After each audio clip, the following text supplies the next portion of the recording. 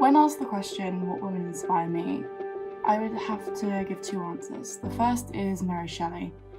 She wrote Frankenstein when she was 18 years old, and the idea came when her and her husband and Lord Byron were having a competition to see who could create the best story in a short amount of time. From that, the idea of Frankenstein was born, which she later would go on to write.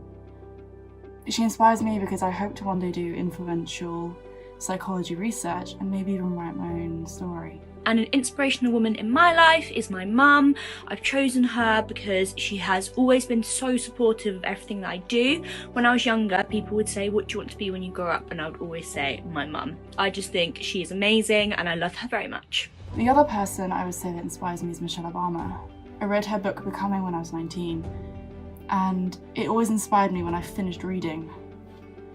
She's done so much in her life, even before she was the First Lady of America, and even now, she still is someone I look up to.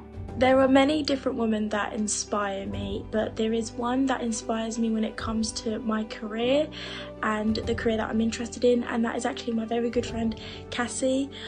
She's very passionate, she's very driven. I can describe her all day long, but she really inspires me to be the best person I can be when it comes to my career. So thank you, Cassie. One woman that I find inspiring is Emma Watson. She's not just a great actress, but she's also highly educated, and she fights for women's equality rights, which is so important.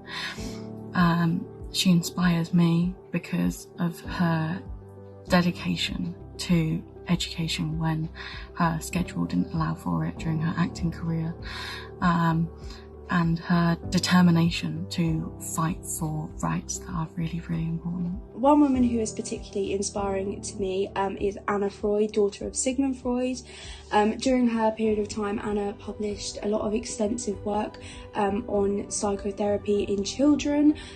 This was particularly important in laying the foundations for further revolutionary pieces such as that by Erik Erikson. Unfortunately, women in history go overlooked.